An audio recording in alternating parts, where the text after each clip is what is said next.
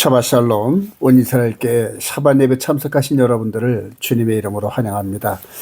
오늘은 이제 출애굽 토라 포션 첫 번째 시간인데요. 5, 7, 8, 6, 13번째 시간인데 제목은 쉐모트입니다. 쉐모트란 이 히브리어는 이름들이라는 뜻인데요. 쉐임이라는 단어에 오트 복수가 들어가서 이름들, 이게 출애굽기, 우리가 출애굽기라는 그 원문 이름입니다. 출애굽기 1장 1절 야곱과 함께 각각 자기 가족을 데리고 애굽에 이른 이스라엘 아들들의 이름들은 이러하니 루벤과 시므온과 야곱의 허리에서 나온 사람이 모두 70이요. 즉 애굽에 들어간 야곱의 가족들이 70명이라는 얘기인데요. 이렇게 한번 좀 크게 해서 볼까요? 야곱을 필두로 해서 12아들, 또 그들의 부인, 또 자녀들 이렇게 해서 총 70명이 애굽에 들어갔다는 거예요. 이들이 애굽에 들어갈 때는 장래일에 대해서 알지 못하는 그런 그 불안감도 있었지만, 그러나 하나님께서는 이 야곱이 외삼촌 라반의 집으로 호를 다시 갔을 때, 이게 이제 베델이죠. 창세기 28장에 베델에서 시작되었던 이 여정이 20년 후에 외삼촌 라반 집에서 종살이 하다가 나올 그때는 아들만 12, 부인 4, 그 다음에 여러 그 노예들, 일꾼들을 함께 한때를 이루어서 나왔거든요. 근데 이런 패턴으로 이렇게 한 명이 들어간 대신 이후로 이제 70명이 들어갔다는 얘기거든요. 그러니까 어마어마한 그 기하급수적인 그러한 그 번영을 예상해 볼 수가 있어요. 그래서 야곱이 혼자 20년의 외삼촌 라반의 삶의 이 부분과 오버랩이 되는 부분이 430년 동안 애굽에서 노예 생활했던 이 삶하고 오버랩이 돼요. 70명이 430년이 지나니까 장정만 60만 명이 되는. 그래서 1차적으로 야곱이 이방인의 지역에 이렇게 순회해가지고 자녀들을 낳고해서 돌아오는 이 작은 그림이 이후로 70명이 들어가서 430년 60만 명에 되는 엄청난 장정만 엄청난 이런 이론들을 구성돼서 나오는 이런 그림들인데요. 출애굽기 12장 37절 430년 후에 이스라엘 자손이 라암셋을 떠나서 숫곳에 이르니 유아 외에 보행하는 장전이 60만 가량이요 수많은 잡족과 양과 소와 심이 많은 가축이 그들과 함께 하였으며. 그래서 지난 창세기 토라 포션의 12번의 흐름 속에서 아브라함, 이삭, 야곱, 요셉 이런 여정 속에 장자들의 행전, 제가 이렇게 강의를 좀 한 게 있어요. 그래서 항상 결과적으로 혼자 갔다가 이렇게 많은 인원들, 또 70명이 들어가서 많은 인원들, 이들이 장차 예수 그리스도 안에서 영의 몸의 출애굽으로 휴거되는 이런 백성들, 이 흐름들을 미리 나타내는 거거든요. 그래서 창세기와 출애굽기 여정 속에서 장차 저와 여러분들이 맞을 예수 그리스도 안에서의 휴거 백성들, 이런 것들을 유추해 볼 수 있어요. 동시에 지금 계시록에 여러 논란이 되는 사건들이 많이 있죠. 뭐 곡과 마곡의 사건이라든가 아마겟돈 전쟁이라든가 여러 14만 4천 이런 것들이 전부 다 우리 앞에 미지수로 이렇게 남아 있는데, 그런 것들이 전부 다 이 과거 창세기와 출애굽기 사건 속에 전부 묻혀 있다는 거예요. 이제 그것들을 찾아가지고 오버랩을 시켜보면은 계시록이 저절로 풀어지는 축복이 있습니다. 여기서 우리 이스라엘의 구속자로 세움받은 모세, 이 모세가 갈대 상자 안에 들어가는 거와 그 다음에 예수 그리스도 안에 있다는 의미를 한번 찾아볼게요. 출애굽기 2장 1절 레위 가족 중 한 사람에게 가서 레위 자손에게 장가들어 그 여자가 임신하여 아들을 낳으니 그가 잘생긴 것을 보고 석 달 동안 그를 숨겼으나 더 숨길 수 없게 되매 그를 위하여 갈대 상자를 가져다가 역청과 나무진을 칠하고, 이렇게 갈대 상자를 만들었네요. 이 모세, 이 아기가 이렇게 들어가 있는 이 갈대 상자가 이 히브리어로 테바거든요. 테바. 근데 이 테바가 방주란 뜻이 있어요. 그래서 창세기 6장에서 나왔던 노아가 만든 방주가 바로 히브리어로 테바거든요. 그래서 요 베이트는 인이라는 뜻이 있어요. 그 방주 안에서 생명을 구한 노아의 홍수 때, 이제 그와 마찬가지로 물에서 건짐을 받은 이런 모세라는 이름 속에서 요 갈대 상자가 테바라는 이름이거든요. 그래서 항상 하나님께서 구성하신 어떤 그 물체 안에서의 구원, 이것을 우리들에게 보여주고 있는데요. 예수 그리스도께서 이렇게 침례를 받고 올라오는 그 순간에 비둘기 같은 성령이 내려앉으시면서 이전에 있었던 육신의 예법에서 이제 영의 예법 시대가 열렸다는 걸 우리들에게 보여주시죠. 그래서 기름 부음을 받았는데 이전에 선지자나 왕이나 대제사장은 감람류로 기름 부음을 받았어요. 근데 이 예수 그리스도는 성령님으로 기름 부음을 받았어요. 성령님으로. 그래서 메시아 그래요. 메시아, 기름 부음을 받은 메시아 그래요.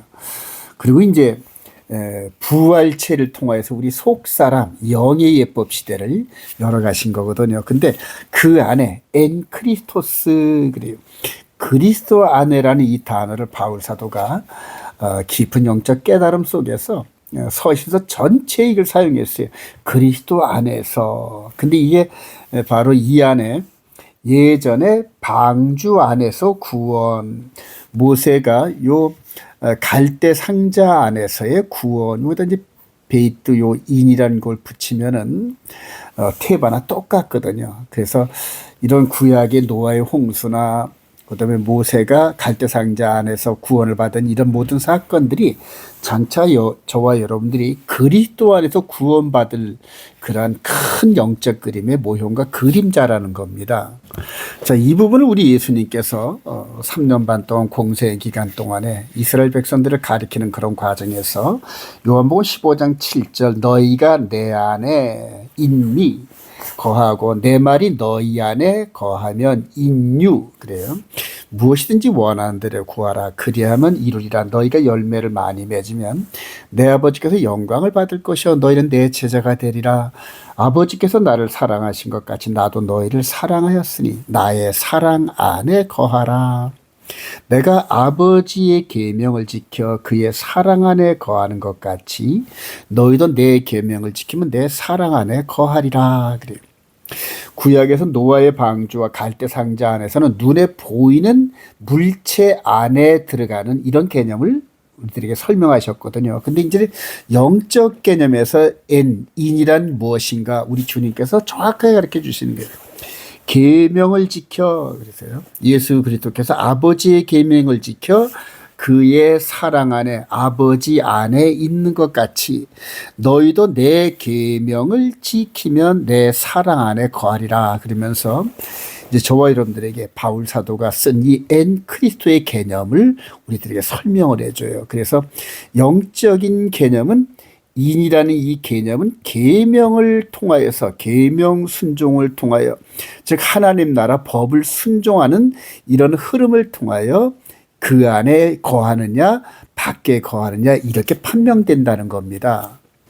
그리고 나중에 이제 요한 사도가 이걸 깨달으면서 요한 1, 2, 3서를 읽어보고 그 다음에 계시록 읽어보면 전부 이런 영적 개념이 이 요한 서신서에 이렇게 내포되어 있어요. 요한 1서 3장 23절 그의 계명은 이것이니 곧 그의 아들 예수 그리스도의 이름을 믿고 그가 우리에게 주신 계명대로 서로 사랑할 것이니라. 그의 계명을 지키는 자는 주 안에 거하고 주는 그의 안에 거하시나니. 그래서 저와 여러분들이 예수 안에 거한다는 자체가 바로 예수 그리스도의 계명을 순종한다는 겁니다. 반대로 말하면은 예수 그리스도께서 우리에게 전해주신 마음판에 기록하신 계명을 순종하지 않으면은 그의 안에 거하지 않는다는 거거든요. 왜냐하면 영적인 개념의 이 인 안에 있다는 자체가 계명 순종으로 연결된다는 겁니다. 그래서 저와 여러분들에게 주어진 이 열 말씀, 십계명 이 자체가 이제 우리 마음판에 기록됐거든요. 그래서 그 마음판에 기록된 그 말씀대로 순종하느냐 안 하느냐에 따라서 그리스도 안에 있느냐 그리스도 밖에 있느냐 이거를 자신이 확실히 알 수 있다는 겁니다, 여러분. 자, 다음으로 이제 모세의 행적을 통하여서 예수 그리스도의 초림과 재림을 우리가 이렇게 볼 수 있는데요. 초림은 이미 우리가 경험을 한 바, 또 이 말씀에 기록되어 있잖아요. 그러니까 재림에 대해서 이제 논란이 참 많아요. 근데 그런 밑그림이 이미 모세를 통하여서 우리들에게 보여줬다는 겁니다. 출애굽기 2장 11절 이하에 보면 모세가 장성한 후에 한 번은 자기 형제들에게 나가서 그들이 고되게 노동하는 것을 보더니 어떤 애굽 사람이 한 히브리 사람 곧 자기 형제를 치는 것을 본지라. 이튿날 다시 나가니 두 히브리 사람이 서로 싸우는지라. 그 잘못한 사람에게 이르되 내가 어찌하여 동포를 치느냐 하며 그가 이르되 누가 너를 우리를 다스리는 자와 재판관으로 삼았느냐? 내가 애굽 사람을 죽인 것처럼 나도 죽이려느냐? 그러면서 이 첫 번째 이 모세 스스로 하였던 이 사역을 거절하는 걸 볼 수 있습니다. 즉 모세가 자기 마음 안에서 자신을 통하여 이스라엘 백성들을 구원할 것 아니냐 하면서 행동으로 옮겼던 첫 번의 행위를 이스라엘 백성들은 받아들이지 않았어요. 거절했단 말입니다. 그런데 40년이 지난 다음에 광야 생활을 마치고 들어와서 두 번째 나타났을 때는 이스라엘 백성들을 이끌고 출애굽을 하는 걸 우리가 볼 수 있어요. 즉 큰 그림으로 봤을 때 첫 번째는 거절했는데 두 번째는 따라 나갔다. 이제 이렇게 우리가 중간 결론을 낼 수가 있는데요. 예수 그리스도에도 똑같다는 얘기인데 여러분. 이 장면을 한번 보면은 예수님께서 본디오 빌라도와 함께 본디오 빌라도가 재판을 걸고 결론을 내는 이런 장면인데요. 여기에서 한번 볼까요? 요한복음 5장 43절 나는 내 아버지의 이름으로 왔음에 너희가 영접하지 아니하나 받아들이지 않았다는 거죠. 만일 다른 사람이 자기 이름으로 오면 영접하리라. 즉 적그리스도가 왔을 때는 이스라엘 백성들이 받아들인다는 얘기입니다. 그래서 앞으로 제3성전이 세워지고 적그리스도가 메시아인 척하고 이스라엘 백성들 앞에 등장할 때는 이스라엘 백성들이 아주 두 손을 쌍수를 들고 메시아를 맞는다는 그런 예수님의 그런 경고였거든요. 자, 모세를 믿었다면 또 나를 믿었으니 이는 그가 내게 대하여 기록하였습니다. 그러나 그의 길도 믿지 아니하거든 어찌 내 말을 믿겠느냐 하시면서 이 백성들이 첫 번째 오신 초림 예수를 거절하는 장면을 볼 수 있어요. 첫 번째는 거절했단 말입니다. 근데 이제 두 번째, 재림을 하실 그때는 받아들이고 휴거되는 이런 그림이거든요. 마침 모세가 첫 번째 거절당하고 두 번째 출애굽을 했던 것처럼 이제는 예수 그리스도가 오시면은 영의 몸에 출애굽 휴거가 이루어지는데요. 이 부분은 이제 요한 사도는 이렇게 해석을 해요. 요한복음 1장 10절 그가 세상에 계셨음에 세상은 그로 말미암아 지은 바 되었을 때 세상이 그를 알지 못하였고 자기 땅에 오매 자기 백성이 영접하지 아니하였으니 첫 번째 거절한 것처럼 이렇게 거절했다는 얘기죠. 그러나 영접하는 자 곧 그 이름을 믿는 자들에게는 하나님의 자녀가 되는 권세를 주셨으니 이는 혈통으로나 육적으로나 사람의 뜻으로 나지 아니하고 오직 하나님께로부터 난 자들이라. 말씀이 육신되어 우리 가운데 거하심에 우리가 그의 영광을 보니 아버지의 독생자의 영광이요 은혜와 진리가 충만하더라. 그래요. 모세를 통한 출애굽은 육신의 출애굽이었거든요. 육신의 몸에. 그러나 예수 그리스도 안에서 출애굽은 우리 예수님께서 죽으셨다가 부활한 몸으로 공중으로 가셨던 것처럼 저와 여러분들이 이제 부활체가 되어서 영생체가 되어서 이 지구를 떠나는 것을 휴거라 이렇게 얘기를 하는 거거든요.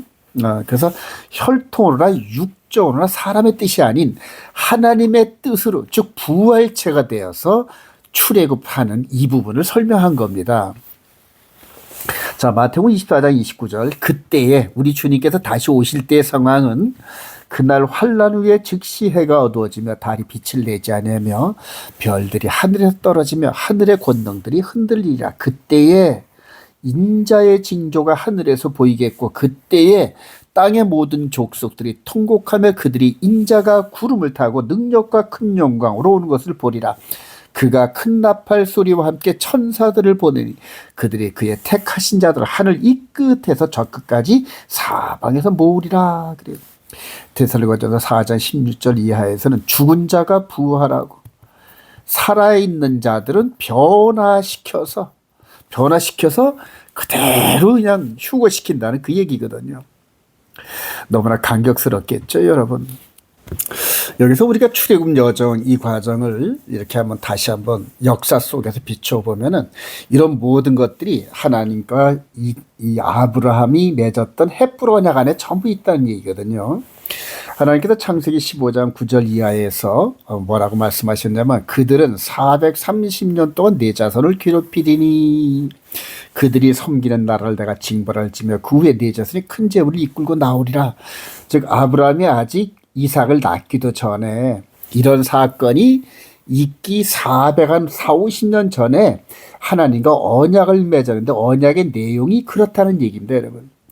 그리고 하나님께서 그대로 이 때가 되매 기억하셔서 이스라엘 백성들이 고통 소리를 들으시고 하나님이 아브라함과 이삭과 야곱에게 세운 그의 언약을 기억하사 하나님이 이스라엘 자손을 돌보셨고 하나님이 그들을 기억하셨더라 그러면서 이 출애굽하는 이 여정이 우연이 아니라 하나님께서 그의 조상들에게 전부 약속하신 대로 그대로 이루어진다는 거거든요. 이제 저와 여러분들이 예수 그리스도 안에서 이루어질 앞으로 휴거 사건, 계시록 사건 이런 것들이 전부 예수 그리스도 안에 있는 새 언약 안에서 이루어진다는 겁니다, 여러분. 이 새 언약 안에서. 이 새 언약은 영의 예법이거든요. 그래서 육의 예법의 언약대로 그대로 성취하신 그 하나님이 이제는 예수 그리스도 안에서 영의 예법을 그대로 성취시키시는데 저와 여러분들이 휴거되면서 동시에 예수 그리스도의 신부 공중 혼인잔치에 참여한다는 겁니다, 여러분. 그래서 저와 여러분들이 지금 해야 할 이 부분들이 정결한 영의 몸 예수 그리스도의 거룩한 신부로서 꼴지어져가는 이 과정이 너무너무 중요합니다, 여러분.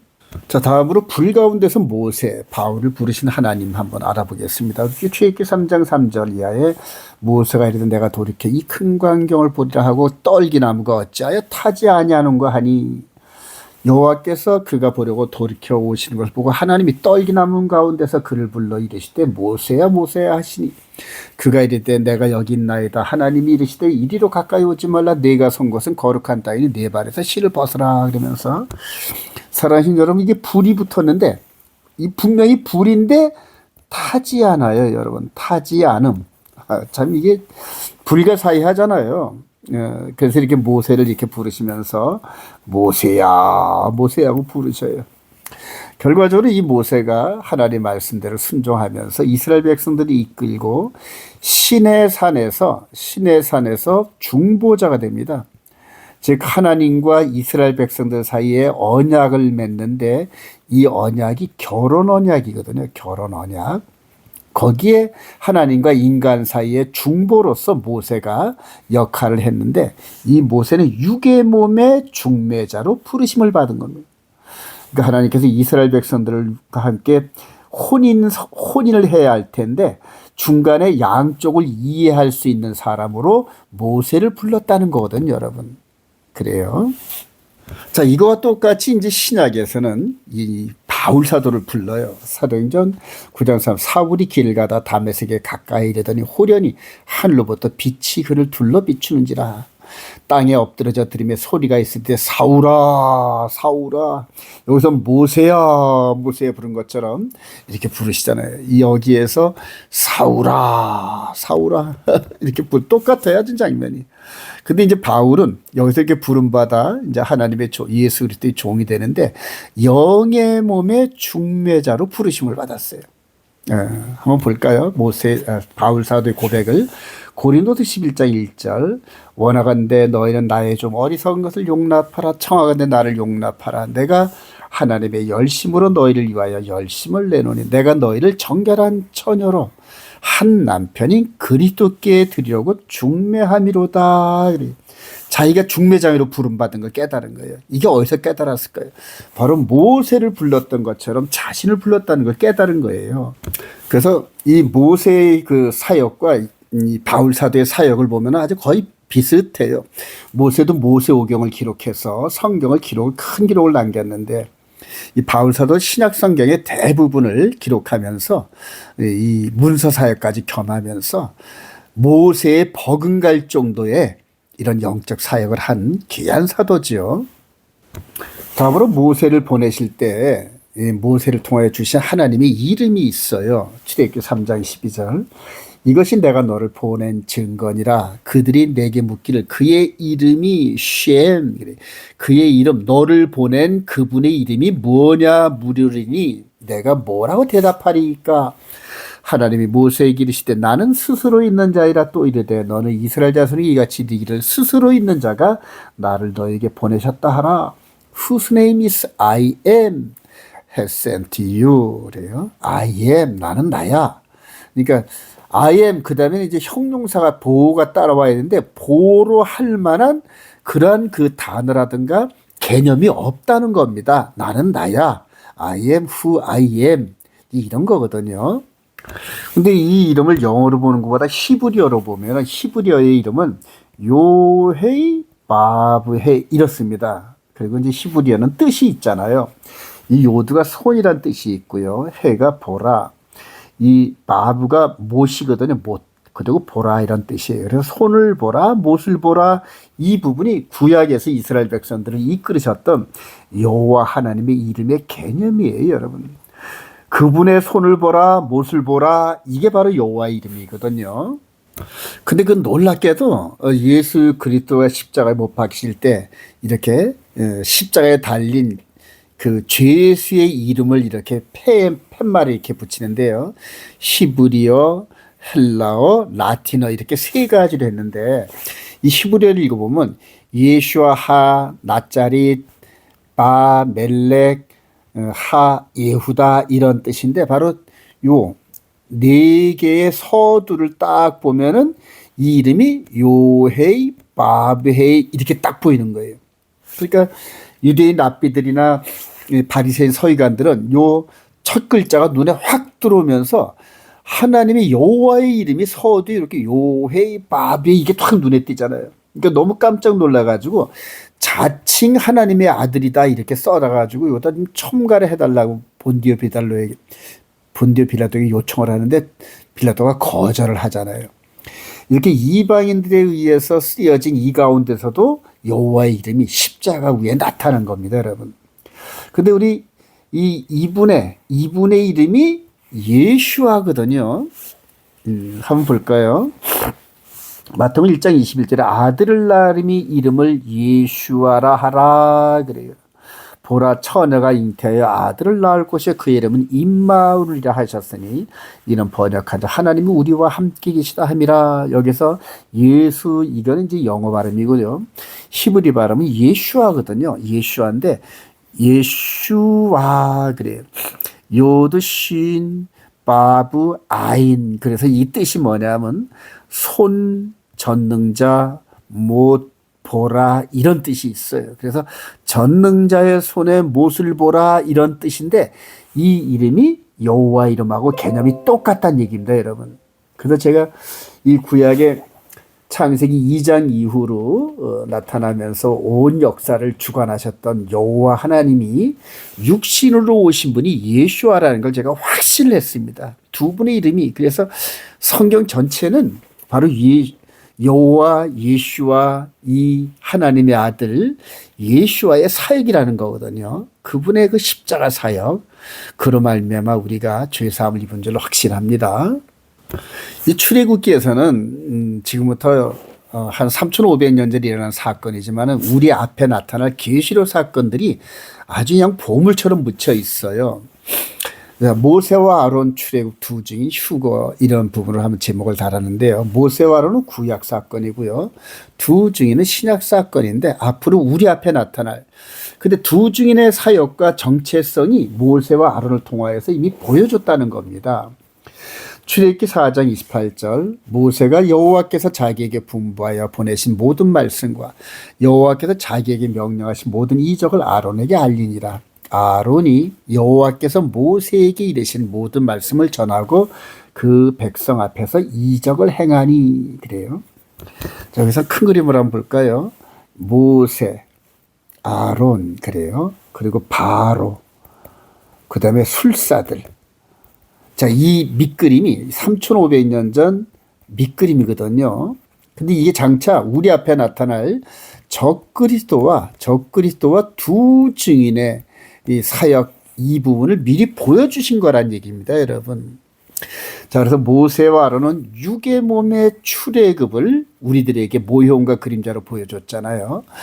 내 백성을 보내라 그러면서 하나님 말씀을 전하면서 10가지 재앙 속에 결과적으로는 바로를 굴복시키고 이스라엘 백성들을 육신의 눈에 보이는 방법으로 이쪽 애굽에서 홍해를 건너 가나안 지경으로 인도하는 큰 역사적 사건을 우리들에게 보여주셨잖아요. 근데 이 출애굽 이 사건이 장차 저와 여러분들을 두 증인, 계시록 11장에서 나오잖아요. 두 증인 사역과 함께 두 증인이 공조로 휴거되면서 그 다음에 이제 우리 죽은 자는 부활시키고 산 자는 변화시켜서 공조로 쫙 끌어올리는 밑그림이었다는 얘기입니다, 여러분. 자, 그래서 두 증인에 대한 기록을 한번 볼까요? 계시록 11장 3절에 내가 나의 두 증인에게 권세를 주리니 그들이 굵은 베옷을 입고 1260일을 예언하리라. 그들은 이 땅의 주 앞에 서 있는 두 감람나무와 촛대니. 그러면서 이 해석이 분분해요. 분분한데 만일 누구든지 그들을 해하고자 하면 그들의 입에서 불이 나와서 그들의 원수를 삼켜버릴 것이요 누구든지 그들을 해하고자 하면 반드시 이와 같이 죽임을 당하리라. 그들이 권능을 가지고 하늘을 나다 그 예언을 하는 동안 비가 오지 못하게 하고, 이 부분은 이제 엘리야 사역이죠. 또 권능을 가지고 물을 피로 변하게 하고 아무 때든지 원하는 대로 여러 가지 재앙을 땅을 치료다 하는데 이건 모세 사역이란 말입니다.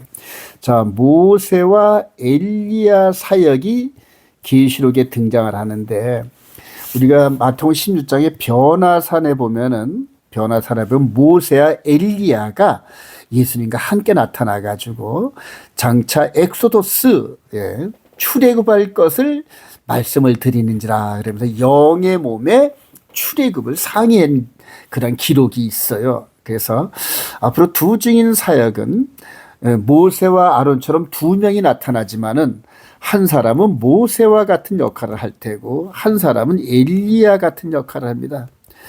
여러분, 엘리야의 사역은 아마겟돈 전쟁, 하름 부깃도 사역 이 부분에서 이제 우리들에게 나타날 겁니다. 자, 계시록 11장 11절 이후에 3일 반 후에 하나님께로부터 생기가 그들 속에 들어가매 그들이 발로 일어서니 구경하는 자들이 크게 두려워하더라. 하늘로부터 큰 음성이 있어 이리로 올라함을 그들이 듣고 구름을 타고 하늘로 올라가니 그들의 원수들도 구경하더라.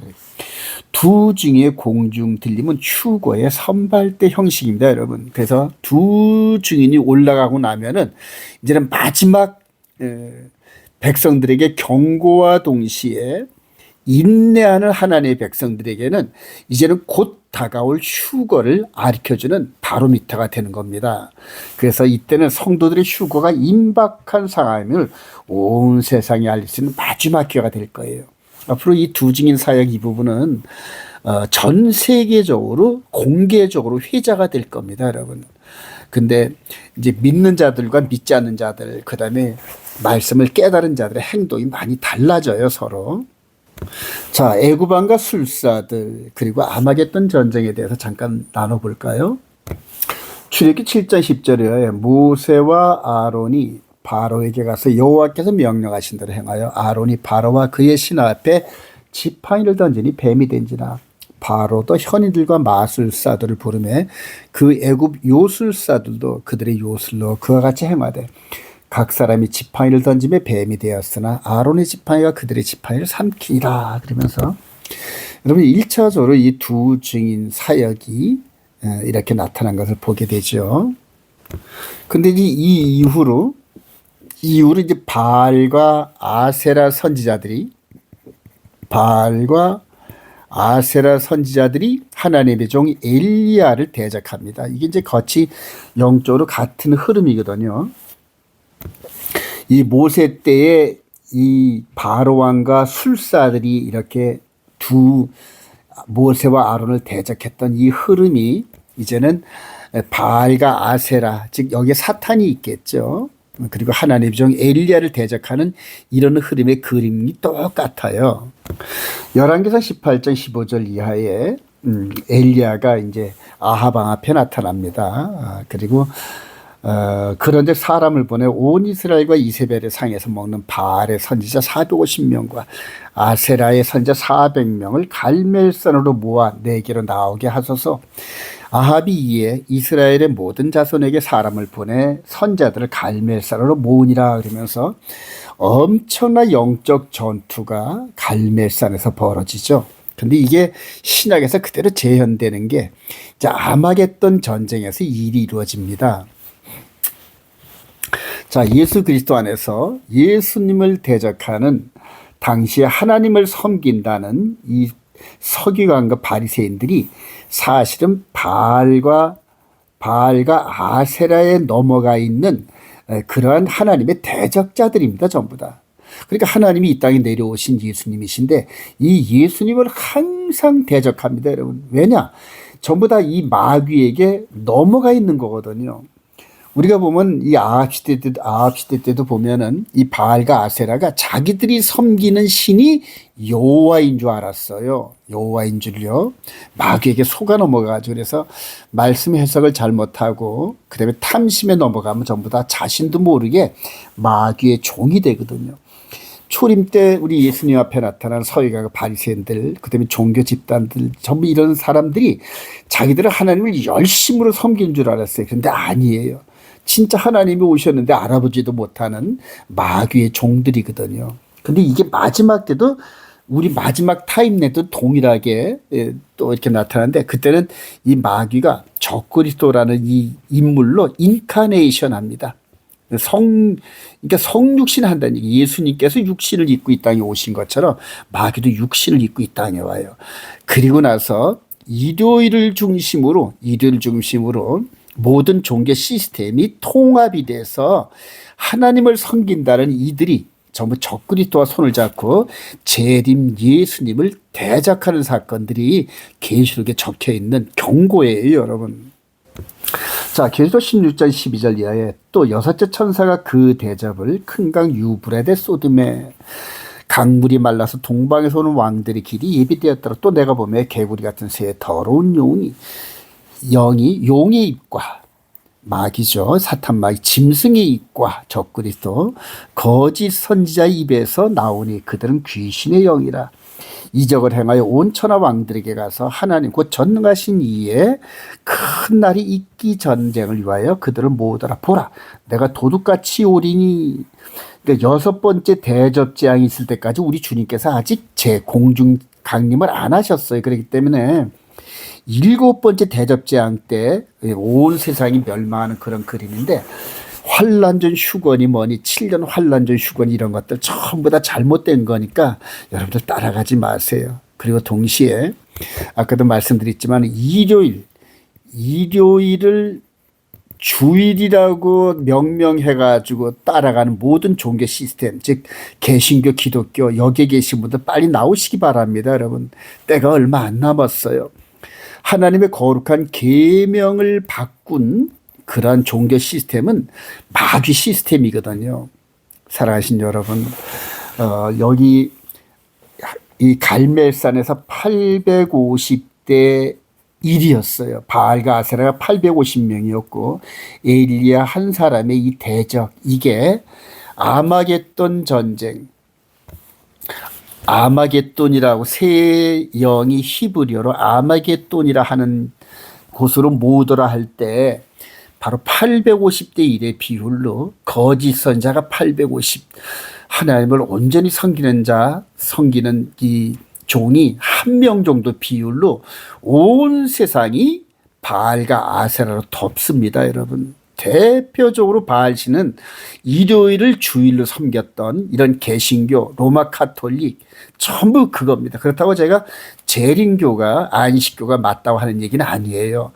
오로지 마음에 새겨진 하나님의 계명과 예수 그리스도를 나의 구주로 영접한 남은 자 그룹 성도들이 내가 여기 있나니 저희들은 하나님의 계명과 예수를 믿는 증거를 가진 자들, 이들만이 마지막 거짓의 아비 마귀와 적그리스도와 거짓 선자들의 미혹에서 이길 수 있어요, 여러분. 특별히 외적으로 보이는 일요일 관점에 있는 이런 목사님들 속히 이 말씀 깨닫고 하나님의 계명을 품고 순종하시기를 소망합니다. 자, 제자들을 열방 이방에 보내신 예수 그리스도예요. 사도행전 1.6절에 주께서 이스라엘 나라를 회복하심 이때니까 하니 이르실 때와 시기는 아버지께서 자기 권한에 두셨으니 너희가 할 바 아니 오직 성령이 너희에게 임하시면 너희가 권능을 받고 예루살렘과 온 유대와 사마리아 땅끝까지 이런 내 증인이 되리라. 이 말씀을 마치려 그들이 보는데 올려져 가시니 그 구름이 그를 가려 보이지 않게 하더라. 그러면서 우리 주님께서 멜기세덱 반차의 대제사장 자격으로 공주로 쭉 올라가시는 거예요. 이게 하늘 지성소에 입성하는 겁니다. 그리고 열흘 있다 성령이 임하시죠. 성령님이 임하시면서 사랑하신 여러분, 이 이스라엘 백성들에게 주어지는 70일에 곧 490년 이 연수가 요때 이 오순절 강림하는 요때에 486.5년 즉 490년 연한 기간에 3년 반을 남기고 여기에서 이스라엘 백성들에게 주어진 시간이 스톱이 됩니다. 스톱. 그래요. 여기에 스톱이 되는데 이게 너무너무 중요하거든요. 여기서 히브리서 기자는 그리스도께서는 장래 좋은 일의 대제사장으로 오사 손으로 짓지 아니한 것 곧 이 창조에 속하지 아니한 더 크고 온전한 장막으로 말미암아 염소와 송아지의 피로 하지 아니하고 오직 자기의 피로 영원한 속죄를 주사 단번에 성소에 즉 지성소에 들어가셨다는 얘기거든요. 여러분 대제사장은 지성소에 들어가시잖아요. 자, 그래서 이제 현재 저와 여러분들이 요 69일에와 70일의 사이의 이 기간이 사실은 대속죄일 기간하고 똑같아요. 그 의미가.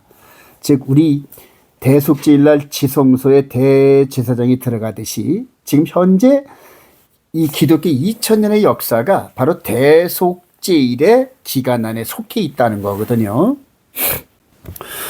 그리고 이제 바울 사도가 이때부터 바로 이게 깨닫고 이방인의 사도로서 사역을 시작하는데 바울 사도가 한번 선언한 말씀 볼까요? 고린도서 6장 1절 우리가 하나님과 함께 일하는 자로서 너희를 권하노니 하나님의 은혜를 헛되이 받지 말라. 이르시되 내가 은혜 베풀 때에 너에게 듣고 구원의 날에 너를 도왔다 하셨으니 보라.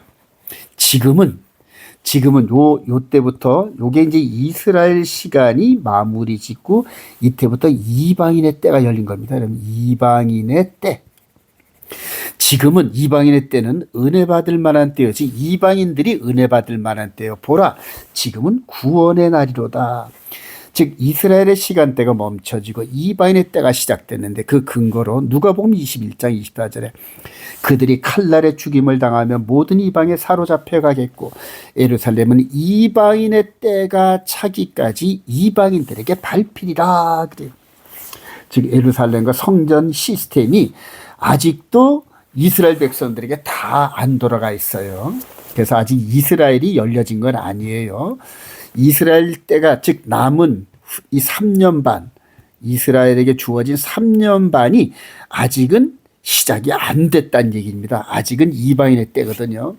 자, 그런데 이제 때가 되면 우리 주님께서 지성소에서 나오셔요. 왜냐하면 들어가셨던 대제사장이 바로 지성소에서 나오셔야 되거든요.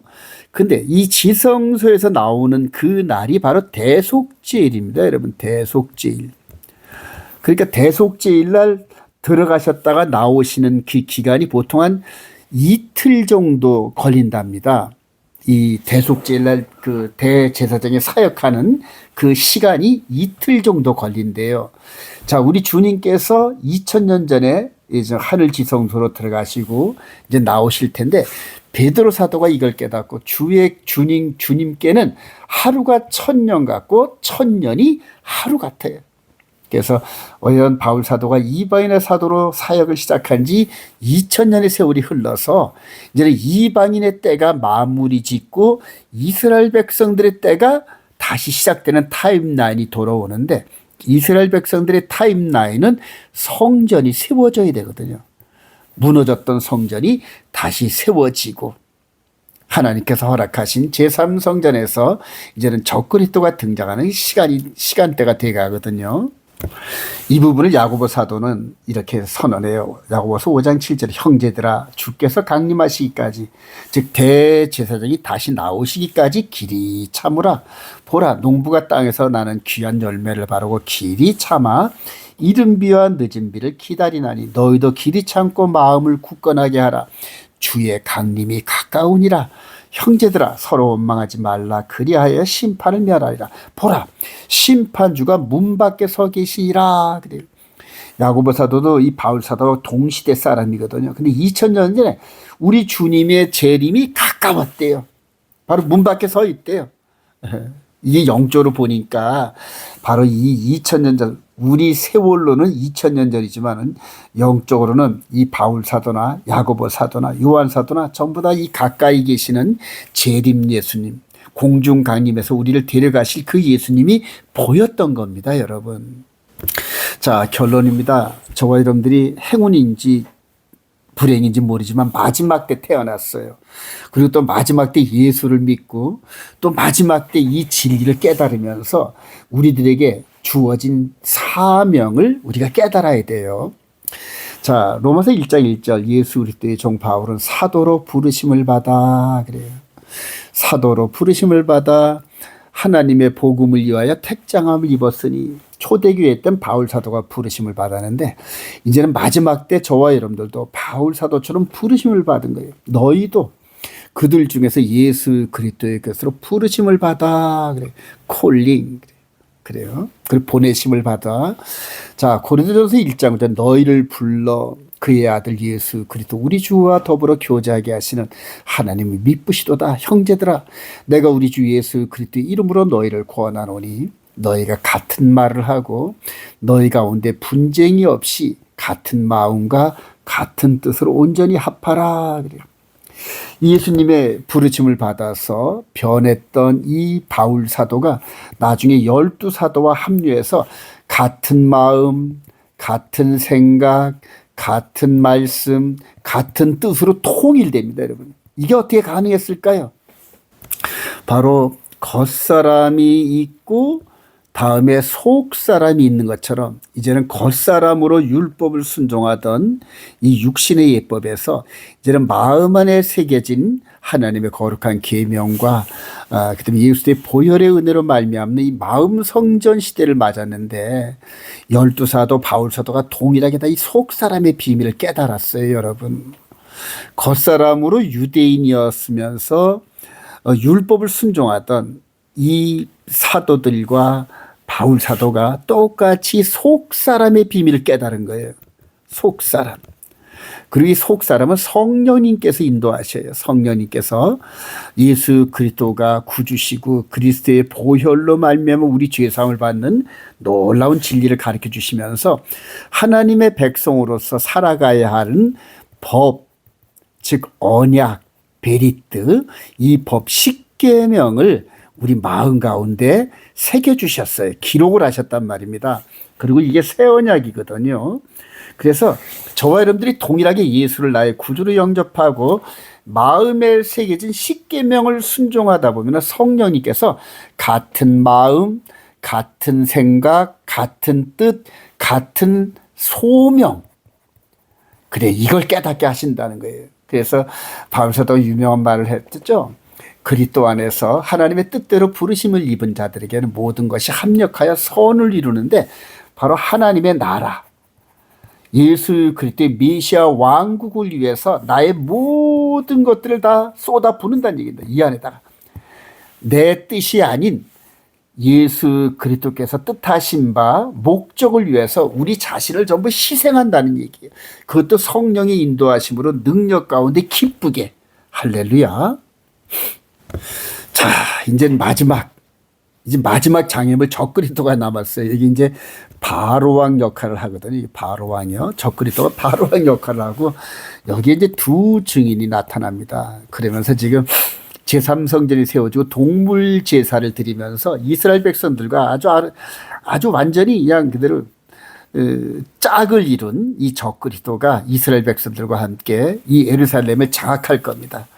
그리고 더 이상 필요 없는 성전 제사를 재현하면서 여러 가지 이 속임수로, 즉 특히 성경의 말씀을 가지고 속이면서 온 세상을 미혹합니다, 여러분. 그런 미혹하는 이 부분을 바울 사도가 미리 봤어요. 그래서 소망을 갖고 하늘 것을 바라보는데 땅의 것을 가지고 우리를 이끄는, 우리 주위를 끌어가는 이런 마지막 예루살렘 성전 제사와 함께 적그리스도 등장을 경고했는데, 빌립보서 3장 17절 형제들아 너희는 함께 나를 본받으라. 그리고 너희가 우리를 본받은 것처럼 그와 같이 행하는 자들을 눈여겨보라. 내가 여러 번 너희에게 말했거냐. 이제도 눈물을 흘리면 말하는. 눈물을 흘리면서 고면한다. 여러 사람들이 그리스도의 십자가의 원수로 행하느니라. 초대교회 때 여러 사람들이 그리스도의 십자가의 원수로 행하는데 그들의 마침은 멸망이요 그들의 신은 배요 그 영광은 그들의 부끄러움에 있고 땅의 일을 생각하는지라. 그래요. 바울 사도가 초림 예수 때, 초대교회 때 하나님 나라 메시아 왕국을 대적하는 자들의 정체성을 볼 때 전부 땅의 일을 생각한대. 땅의 일을. 그러나 우리의 시민권은 하늘에 있는지라. 거기로부터 구원한 자 곧 주 예수 그리스도를 기다리노니 그는 만물을 자기에게 복종하게 하실 수 있는 자의 역사로 우리의 낮은 몸을 자기 영광의 몸의 형체와 같이 변하게 하시라. 그러면서 하늘을 소망하라 그랬거든요. 사랑하신 여러분, 제가 이제 나이가 70이 넘고 그다음에 하통충 목사로서 안식일과 히브리 뿌리 토라 관점을 깨달으면서 15년 동안 안식일을 외치다가 참 많은 어려움을 당했고, 그러나 지금 와서 깨달아 보니까 그게 저한테는 어마어마한 축복이었어요, 여러분. 영의 법을 깨닫고 그다음에 창세기부터 계시록까지 영적으로 관통하는 말씀을 주셔서 너무너무 감사하거든요.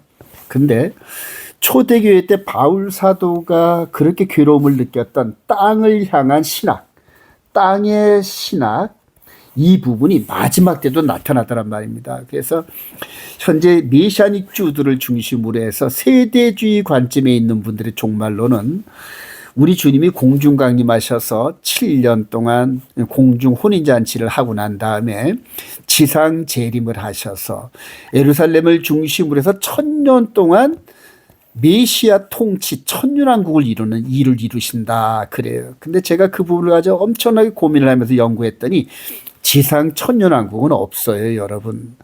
그래서 마지막 때 주 이슈가 종말론이라는 과정을 통하여서 이 땅에다가 포커스를 맞추는 그런 신학이 등장했는데, 그게 전천년, 역사적 전천년, 세대주의 전천년 관점에 있는 분들이 지상 천년왕국을 주장하는 거더란 말입니다.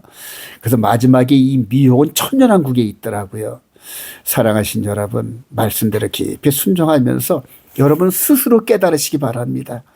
우리가 바울 사도의 이런 소망처럼 변화되는 하늘의 시민권자로서 우리 주님 공중 강림하실 때 우리가 변화되어 공주로 끌어올려가면 그걸로 끝나는 겁니다, 여러분. 다시 지상에는 천년왕국 같은 이런 것들이 없어요. 베드로 사도의 말에 의하면은 불사름을 당한답니다, 여러분. 그리고 모든 것들 다 불태우고 우리를 아버지 나라로 데려가신다는 그런 관점인데, 이거에 미혹당하여서 그대로 땅의 것을, 적그리스도를 중심으로 땅의 것을 추구하는 마지막 적그리스도 이 42달의 통치, 이거를 이겨내고 기쁨으로 우리 주님의 영광을 드러내고 주님을 맞이하시는 저와 여러분 되시기를 주님의 이름으로 축원드립니다.